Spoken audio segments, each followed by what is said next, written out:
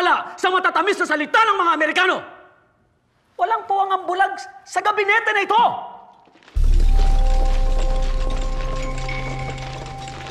Paano ang aming mga negosyo? Kapag nakapaglaban kami, babagsak ang ekonomiya. Paano namin mapapakain ang aming mga pamilya? Negosyo o kalayaan, bayan o sarili, pumili ka! Magandang araw po sa inyo lahat. Welcome po sa panibagong reaction video dito sa Makapili TV. Ngayon ito, pagkikwentuhan natin yung pagkukumpara ng drug war. Yung drug war ni Pangulong Bongbong Marcos at ni Pangulong Duterte. So dito pinagmamalaki kasi ni Pangulong Bongbong Marcos na wala raw nasawi or mababa raw siguro yung naging casualty ng kanyang bloodless war on drugs against dun sa war on drugs si Pangulong Bongbong Marcos. Pero ang tanong dyan, ano ba yung mas gusto o nararamdaman ba ng mga ordinaryong Pilipino yung sinasabi ni Pangulong Bongbong Marcos na bumaba na raw yung crime rate dahil daw sa bloodless war on drugs niya. So panoorin po natin itong balitan to. Pero bago ang lahat, kung hindi ka pa nakasubscribe sa Makapili TV, baka pwede naman pakipindot yung subscribe button. At the same time, palike na rin po ng video. Wala naman pong bayad dyan. Kaya pindot na. So ito, panoorin po natin itong balitan to. Nagmalaki ni Pangulong Bongbong Marcos sa kanyang SONA ang bloodless drug war daw ng pamahalaan. Tingin ng isang political expert, tila patama ito sa nakaraang administrasyon. Nasa frontline balitang yan si Ria Fernandez. Our bloodless war on dangerous drugs adheres and will continue to adhere to the established 8 E's of an effective anti-illegal drug strategy. Extermination was never one of them. Pinalakpakan din si Pangulong Bongbong Marcos nang ibida niya sa kanyang ikatlong State of the Nation address ang anyay bloodless drug war ng kanyang administrasyon. Nabawasan na raw ang mga barangay na apektado ng iligal na droga. Ayon sa isang political expert, malinaw na patama ito sa nakaraang administrasyon. It is a hit on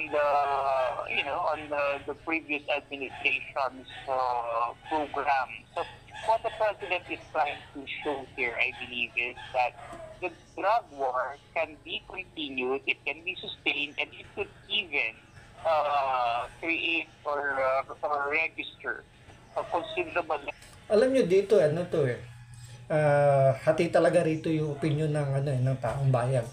Ngayon, siyempre, kung ang i-interview mo rito ng isang political analyst is nakaside dun sa, sabihin natin na against dun sa war on drugs ni Pangulong Duterte, siyempre ito ang sasabihin na maganda yung naging approach ni Pangulong Bongbong Marcos dahil sa meron siyang sinasabi bumaba nga daw yung crime rates. Pero siyempre kung ang i-interviewin mo naman dito ay sabihin natin gusto yung war on drugs ni Pangulong Duterte, siyempre maganda.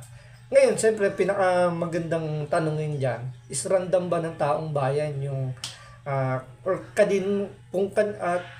ramdam ba ng taong bayan kung kaninong war on drugs yung mas effective.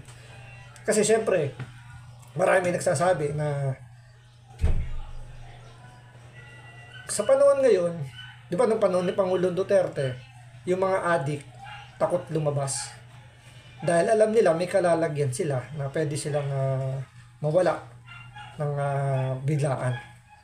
So siyempre, yung taong bayan nakakapaglakad na ng gabi ng sabihin natin ng hindi natatakot dahil alam nila walang addict na pakalat-kalat dyan sa lansangan. So ngayon, sa panahon ni Pangulong Bongbong Marcos, marami nagsasabi na nagbalikan na yung mga drug addict, yung mga lawless element, yung mga sabihin natin na mga hindi takot sa batas na gumawa ng hindi maganda. So, yung takot ngayon ng mga kababayan natin, bumalik. Kasi ramdam nila hindi na sila safe tuwing sila ay lalabas ng gabi. Dahil alam nila na may sumusunod sa kanila, may nakatingin. At the same time, yung police visibility nabawasan pa. Na hindi natin maintindihan kung bakit parang hindi natin nakikita ngayon yung mga kapulisan. Dahil siguro sa anumang rason bakit wala sila sa lansangan, hindi natin alam. Sila lang naman nakakalam nun. So, ang pinaka-bottom line lang naman dyan, ang dapat tanungin is yung taong bayan. Kung kaino mo yung mas effective. Kasi kung ang tatanungin mo lang dyan sa mga political expert, mga part ng mga politiko, mga sabihin natin mga nasa gobyerno, at lalo-lalo kung mga sip-sip pa sa gobyerno, siyempre sasabihin is effective yung bloodless war on drugs ni Pangulong Bongbong Marcos. Pero pag tinanong mo naman yung mga talagang sabihin natin gusto yung ginawa ni Pangulong Duterte, siyempre doon sila masasay. Pero siyempre, di ba, ang sinasabi nga nila rito, yung mga kapulisan natin ngayon, kaya takot silang ipatupad talaga yung kung ano yung dapat. Or talagang, kumbaga sabihin natin, kung kinakailangan gumamit ng ekstrang puwersa, natatakot sila kasi nga alam nila wala silang suporta galing sa gobyerno. So, mas gusto na nila na pabayaan na lang na sila yung mapahamak kaysa naman makulong sila. Dahil alam nila na hindi sila susuportahan ng gobyerno natin. So, yun yung nakakalungkot na parang tinanggalan mo naman yung pulis ng barel. So, parang sinabi mo, parang bumabalik na rin sa panahon ni Pinoy na ang pulis mas gusto pa nila ang hawak batuta kaysa sa baril. So, kumbaga mas gusto nila yung pakiusapan na lang kaysa yung ipatupad talaga o gamitan ng ngipin yung batas. So, ang pinaka dapat tanongin talaga rito is yung taong bayan kung kanino ba talaga yung administrasyon yung mas effective yung war on drugs. Level of success without necessarily resulting into bloodshed. Tinalakay din ng Pangulo sa kanyang ikatlong SONA ang mga reforma sa edukasyon sa pamamagitan ng digitalization. We are working towards the day when all students will be equipped with computers, smart TVs, essential programs, digital books. Once again, access to reliable power and the internet. Nangako rin siya ng mga programang makatutulong mapataas ang kalidad ng mga guro. Wala nang public school teacher ang magre-retire na teacher 1 lamang.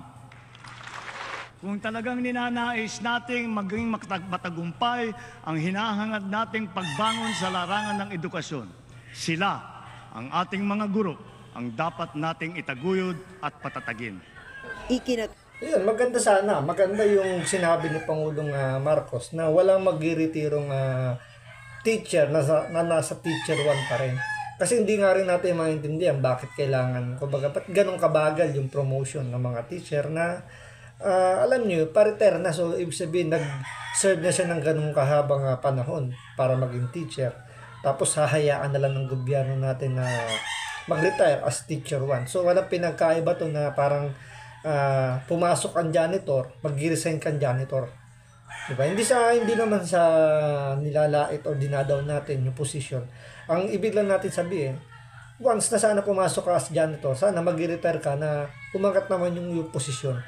Diba? Hindi yung, kumbaga, parang sinasabi nila na pinanganak kang mahirap, mamamatay kang mahirap. So, wag na sanang ganun, tumata sa ganung punto na dapat may angat kasi ang teacher, isa sa pinaka-importanting haligi ng gobyerno natin. Kasi kung walang mga teacher, wala tayong mga politikong nakaupo dyan sa gobyerno natin na magpapatakbo. Diba? So, napakahalaga ng mga teacher. So, maganda yung rito ni Pangulong Bongbong Marcos na sana ganun nga mangyari na once na sana mag-retire ang isang teacher, sana man lang umangat yung kanyang posisyon o kanyang rango para at least, di ba, meron man lang siya meron siyang masabing achievement na ipagmamalaki sa kanyang sabihin natin kanyang mga apu-apuhan, sa kanyang anak, sa mga kaibigan, na at least, di ba, hindi siya nawala sa pagti-teacher na nasa ganun level. So, umangat yung kanyang career. So, yun lang po maganda dyan. Ni ACT Teachers Party List Representative Franz Castro nang marinig na kasama ang mga guro sa mga pangako ni PBBM. Marami talagang mga teacher ang hindi napopromote. Kaya maganda yung maaprubahan itong career progression na pinag-uusapan na namin dito sa Kongreso para yung mga teachers natin ay hindi na lang manatili talagang nasa basic position, yung teacher 1. Pero si Kabataan Party List Representative Raul Manuel hindi sang-ayon sa digitalization sa pag-aaral. Okay, dahil kulang classroom, sige, mag-online class na lang. Kailangan pa rin talaga mag-focus dun sa maayos na mga learning spaces sa ating schools. Sa unang flag raising ceremony kanina bilang bagong kalihim ng Department of Education, nakiusap si Secretary Sani Angara sa kanyang mga kasamahan sa kagawaran na tulungan siyang isakatuparan ang marching order ng Pangulo na itaas ang kalidad ng edukasyon at kapakanan ng mga guro. Nangungulelat po ang ating bansa at well, quite frankly, it's become an embarrassment for us. It's become a national embarrassment. So, wala akong sinisisi dito. Sinasabi ko lang na kung gusto nating resolbahin ito, kailangan magsama-sama tayo. And we must put our best thoughts, our best intentions, and our best actions together to achieve the best results. Nagbabalita mula sa frontline. Ako, nakikita kong problema kasi sa paglalagay sa gabinete. Alam niyo kung ano, naglalagay tayo ng politiko. Diba? Ibis na dapat ilagay natin dyan is yung, kumbaga, gayahin natin yung form of government natin na merong next in line, merong hierarchy. Kasi sila yung mas nakakaalam kung ano yung nangyayari. Unlike kung maglalagay ka ng politiko dyan na mostly ang gagawin dyan is magpapogi, talagang walang mangyayari sa kanyang performance, parang puro salita lang. At the same time, ang pinakamalaking problema lang talaga ng education system natin dito sa Pilipinas is yung kakulangan ng classroom, kakulangan ng eskwelahan, at kakulangan ng teacher. Kasi kung maganda yung tatlong yan, susunod na dyan yung quality. Kaya lang naman pumapangit yung quality ng pagtuturo ng isang teacher dahil sa overloaded talaga yung kanyang klase. Pero mo is 1:60. So, napakahirap magturo ng ganong karami. At the same time, kulang na kulang pa sa classroom na yung iba kung saan dalang pumipesto. So, mas maganda dun mag-focus yung gobyerno natin na magtayo ng mas marami eskwelahan. At the same time, lagyan din ng eskwelahan yung ibang lugar na malalayo sa mga, sabihin natin, na hirap puntahan ng mga estudyante para makapag-aral. Kasi kung mabibigyan ng pansin yun ng gobyerno, mas gagaan kasi yung workload ng mga teacher. So, secondary na yung paglalagay, yung quality, susunod at susunod doon dahil siyempre, kumbaga nakakapag na sila kaya na nilang itayo yung sarili nila na mapaganda yung kailang education system. So, sana yun lang po, sana mapagtunan talaga ng pansin ng gobyerno natin yung pagdadagdag ng mga eskwelahan. So, maraming salamat sa panonood. Ingat po kayo lagi. God bless.